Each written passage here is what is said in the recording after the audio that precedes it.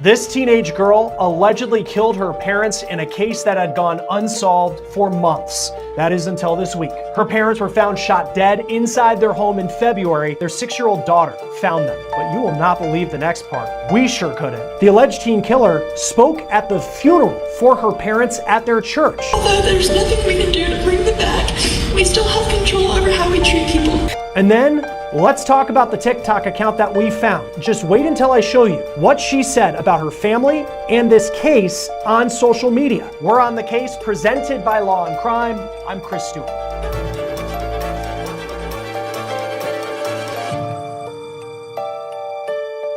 I will tell you, this story made our jaws drop when police in Georgia this week announced they had made an arrest in the case of a murdered couple that had gone unsolved since February. Here's a picture of that couple, James and Kristen Brock. They lived in Carrollton, Georgia. It's a little more than an hour's drive south of Atlanta. This couple, they were beloved members of their community, devoted churchgoers, and they also had a 6-year-old daughter together. In fact, James posted this on Facebook on February 19th, saying, quote, "When I'm down and don't feel good, I find comfort in this little girl." Police say he was murdered within the next 24 hours of that post. Reportedly, it was that little girl, who was 5 at the time, who found him and her mom, Kristen, after they had been shot. It was on February 20th that law enforcement responded to this home in Carrollton and found the Brocks shot. They were both in their bed. This case went unsolved for months. Kristen's dad, in the days after the murders, offered $5,000 for information that would lead police to the killer. He told the Atlanta Journal-Constitution that these murders, whoever did them, quote, was cold-blooded. This week, police announced that they know who the killer is, and it was someone he knew very well. Today, we can confirm that an arrest has been made in the case. Kristen Brock's 17-year-old daughter, Sarah Grace Patrick, has been taken into custody and charged with 2 counts of murder and 2 counts of aggravated assault. Here's the mugshot of the alleged killer, Sarah Grace Patrick. Her mugshot was given to us by the Carroll County Sheriff. Sarah Grace was 16 years old at the time that she allegedly shot and killed her mom and stepdad. And she was very active on social media, and it is shocking what I'm about to show you. Here are pictures that we found on her social media with her boyfriend, and wow, when I talk about social media, that is a shocking part of this story. I'll get more to that in just a moment. Here's what we know about Sarah Grace. According to law enforcement, she lived in the home at the time of the murders, but had moved around with different family members within the last couple of years. But on the night of the Brock's murders, she was the one who called 911. I actually saw someone comment on social media that it was suspicious after gunshots went off in the house that it was the 5-year-old who would find their parents dead and then reportedly have to alert the teenager inside the home that something was wrong. Sarah Grace was 16 years old at the time that law enforcement say she killed her mom and stepdad. She's now 17. In cases like this, typically, what law enforcement said when they were asked about an alleged motive. We are still working with her diligently. Our investigators have been speaking with her. It is correct that she was the one who made the 911 call, correct? Yes. At what point did investigators begin to focus on her as the suspect? So I believe in the beginning of any case, everyone's a suspect. I think I told many of you that when we were on scene that day. However, as an investigation continues and everything ebbs and flows, like I said in my press release, mountains of evidence has gotten us through here today. Lots of processing, lots of working with our law enforcement partners to get us to where we are today that honed in on her as a suspect. As police are still searching for a reason Sarah Grace would allegedly do this, it's important to note that Sarah was public about the loss of her parents. She even spoke at their funeral. Look at this video per WSB TV. Although there's nothing we can do to bring them back, we still have control over how we treat people. We were shocked with what we saw, specifically on her TikTok. She presented herself as a victim, a young girl who lost her parents to senseless violence. But again, as you watch these, law enforcement say she's the one who did it. Look at this post. This is from March 1st, just weeks after she allegedly killed her mom and stepdad in their sleep. She posts a tribute video to them with the caption, quote, "They don't know it, but a year from now, me and my 5-year-old sister would find them wrongfully shot dead in our home and won't get to watch me graduate high school, see me walk down the aisle, and couldn't even say goodbye." Here's a video of her crying. This was posted on March 18th, less than a month after she allegedly killed her parents, with the caption, quote, "Please send prayers for healing and a break from everything. I'm so tired, I should probably delete later." And here's a picture from a TikTok on Mother's Day this year in May with Kristen, who she allegedly murdered, with the caption, "But my ultimate inspiration comes from my best friend." And here she is crying, heading to the funeral of the two people she allegedly killed. She also has this picture that reads, "What do you mean I can't call my mom?" And then there's this one that says, quote, "Why me?" Now, these are incredibly sad, but then you have to remember that law enforcement says they have a mountain of evidence that shows she is the one who did this. At the same time, she also appears to have continued to live her life beyond the alleged cover-up that she killed two people. Just a week ago, she posted this video from a beach. In their news conference, law enforcement said that Sarah Grace turned herself in after she was told that she was going to be charged with the murders of the Brocks. Her biological father, law enforcement say, drove her to the station. The sheriff's office also said there was a, quote, "mountain of evidence that ties her to these murders," but they wouldn't go deeper into that at this point. As for the little girl, the Brock's daughter, the half-sister of their alleged killer, the now 6-year-old girl who allegedly found her parents dead in their bed, law enforcement says she is now living with family members. Joining us now to talk about this case is retired crime scene investigator Alina Burrows. Thank you for joining us on Law and Crime. There's a lot to unpack here. It was shocking to hear that a 17-year-old, she was 16 at the time, would allegedly kill her mom and stepdad, and then to see the social media. So there's a lot of places we could start. I guess for you, when you look at this suspect, Sarah Grace Patrick, what stands out to you? Obviously it's, as you say, it's a shocking case because we don't have a lot of parenticide cases, right? We don't have a lot of those, especially with a female suspect. So there's some different kind of unique aspects of this particular case. Am I shocked by the behavior afterwards? Not really.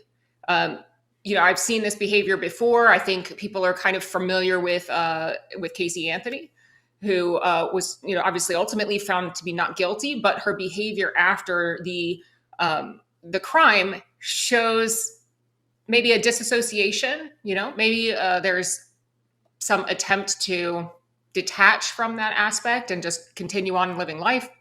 That's not something that we haven't seen before, so it doesn't really surprise me. I've seen in some cases where you have a suspect and police, law enforcement in Carroll County didn't go too deep into specifically what they have, but they just said it's a mountain of evidence. And you're a crime scene investigator, and I'm sure you've had cases where someone tries to cover it up and might play it off as, oh my gosh, this all happened. What are some of the first things you're looking for if you were the person who entered this house as an investigator that can start to piece together a picture of what happened? Sure. And they don't know in the beginning that this could potentially be a domestic homicide, but domestic homicides can be challenging because when you look at a suspect and a victim that maintain the same residence, the normal things that investigators find may not have that same relevance. So her fingerprints would be expected to be in the home of her parents. Her, shoe tracks or footprints, all of those things, DNA, those are all to be expected to be in a home where she would either live or visit. So unless they're in a particularly specific location, right? Unless we had, fingerprints on a murder weapon, or unless we had her fingerprints in the victim's blood, something that would place her there at that particular time. And even still, if she found the victims and made the 911 call, you could also explain away some of those things. So it becomes challenging in cases like that. It's not so much what you have as much as what you don't have. And in this particular case, we don't see signs of forced entry. We don't see signs that anything was taken or missing. So that kind of typical, maybe there's a third party intruder that's attempted a burglary or a robbery. Our victims are still in bed.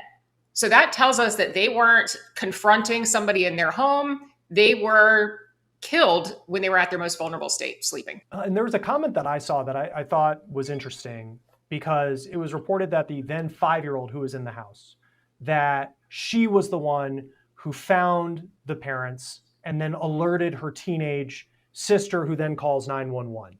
It just seemed bizarre that it would be the 5-year-old that would hear the gunshot, go into the room, and then, I have a, one that's almost 4, and it just seemed like a lot of steps for someone who's 5 to go through to then alert the teenager, and the teenager in this, it wasn't a mansion where this happened, wouldn't have heard these gunshots. Right. Yeah, exactly. Something else that we want to consider too is, where is the firearm? Was this a firearm that was kept in the household? And if so, who knew where it was? Was it in a safe that required a knowledge of a passcode of some kind? Or was this a firearm that was brought into the home? So if it had already existed in the home, then who would know where it was kept and have access to it? And if it was brought from outside, then that indicates premeditation in this case. I go to these social media posts, and it's just, I think it's shocking for a lot of people. I mean, we were not sure if it was hers, because it was just so outrageous to think that this is the way that she would have played this. And it's, of course, all alleged at this point. There's a lot of information that we don't know, but then law enforcement confirmed to us that that is actually her TikTok account. I mean, I know we talked about Casey Anthony, and it's something that doesn't surprise you as much, but what information typically can you get? And when you look at some of these TikToks that could be used in a case going forward? Well, I know that investigators, speaking of digital evidence on the whole first, investigators are going to be looking at that for a couple of reasons. One is, where her digital footprint was at the time of the crime, if she is home sleeping or if she's somewhere else. Obviously, she's home during these times, so the phone is going to confirm that. But more importantly than that, they're going to be looking at any kind of text message or messaging communications and social media to look for co-conspirators. So when we have young suspects or young offenders, it would not be uncommon that they've discussed this. We don't know the relationship she had with her parents. So that's kind of a big question mark. We don't know if there was any sort of mitigating circumstance, abuse, neglect, something like that. We don't know any of that. So they're going to be looking at text messages to see if there are potentially co-conspirators in this case, somebody that could have helped or at least talked through this with her. Separate from that, just looking at her TikTok or her social media that afterwards doesn't reveal somebody that seems to be grieving. I caution of two things. One is I try not to judge how people grieve, because everybody grieves different. It's different based on your age. It's different based on your culture. But I think people expect a certain type of behavior. And keep in mind that she is very young. And I remember having a conversation with a member of Casey Anthony's defense team that said her brain is not fully developed to handle some of these things. And I think that's something that we're going to see coming out of her defense in the future. Yeah, and that's a fascinating part of it, because I know it's, and you would know better than I, that it's typically someone in their mid-20s, right, where your brain has fully developed. She's being charged as an adult. But at the same time is 17 years old. What are some of the pieces of evidence that can be used in an interrogation where it was unclear whether she's admitted to it? She turned herself in when she was told she had warrants for her arrest, but as you're gathering information to then lead to the point where someone is going to be interrogating her and trying to get more information, what are you looking for? Well, a couple of the things that I mentioned. One is, everybody wants to know motive, right? We don't have to have motive in a court case, but human beings want to understand. So I think they're going to be definitely looking at the relationship that she had, especially given that this was a step parent and a biological parent. Looking at that relationship, was there anything out of the norm? They're going to be looking at her. We don't know we don't know her mental health. We don't know a history of substance abuse. We don't know all of these things that could come into play. So they're going to be looking at that, certainly. And again, social media, I think messaging and text messaging to determine if this was being planned, if it was premeditated, if there was somebody else that was talking her into this.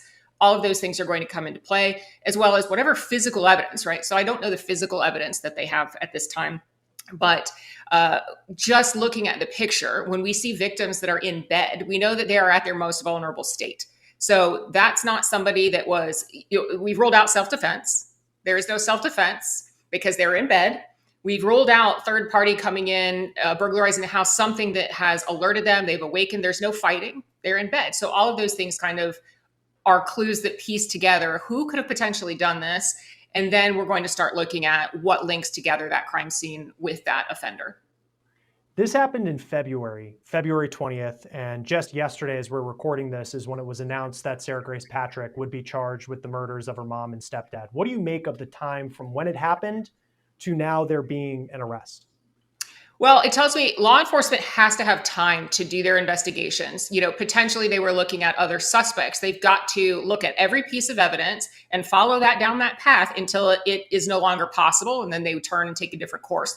So I'm assuming that during this time, they might have had an eye towards her, but they were probably also ruling out anything else, which is good. We want a thorough investigation. What I don't want is law enforcement to feel pressure to make an immediate arrest because it's a shocking case. It's a town where everybody says, this doesn't happen in our town. There could be pressures on law enforcement to make a quick arrest, and that often does not bode well for, in the long run. They could find somebody that is to pin that case on that isn't necessarily a true suspect. So I like the fact that they're taking time and making sure that they've got all the T's crossed and all the I's dotted.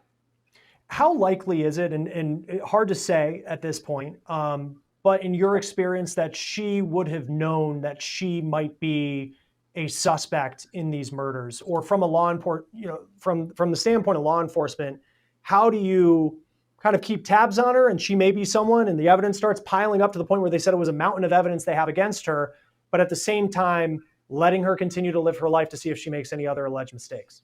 Sure. And that's not uncommon in the law enforcement arena. But once they have determined that that is a viable suspect, I'm quite sure that there was some surveillance. We've seen that repeatedly in cases, even with the Idaho cases and Brian Kohberger, there was surveillance on him before any type of arrest was made. So I don't think that was uncommon. And then just lastly, I just think, and we talked about this a bit at the beginning, 16, 17 years old, her entire life was ahead of her. We'll see how the case plays out. She's facing the potential of never seeing the outside of a prison ever again. In these cases where you see this type of violence, I mean, what are some of the driving factors that typically lead to these types of stories? It's anybody's guess at this point. And I wouldn't want to advance any theories that appear to be victim blaming. In the past, I have seen cases like this where anger is directed at parents for, obviously nobody deserves to be murdered, but there can be some mitigating circumstances. Is there some sort of abuse going on? So not in this case in particular, but in past cases that I've worked, similarly, there has been abuse from a potential like a stepfather or father figure, and then mom who is either aware of it and doesn't do something to remedy the situation or is perceived to not do anything, also becomes a target. We've seen that. I don't know if that's going to come into play in this case. It can also be mental illness where there's some perceived wrong. They could have told her that she couldn't date a particular boy and she could have been angry about that. We don't really know. Yeah, it'll be very fascinating once the information starts to come out and you understand why law enforcement say they have this mountain of evidence against her. And then, of course, what the defense would be, how much she's admitted to. It all remains to be seen. Alina Burrows, it's always great to have you on Law and Crime. Thanks for taking the time to be with us. Thank you. That will do it for On the Case, presented by Law and Crime. Subscribe to us on YouTube and Spotify. I'm Chris Stewart. We'll see you next time.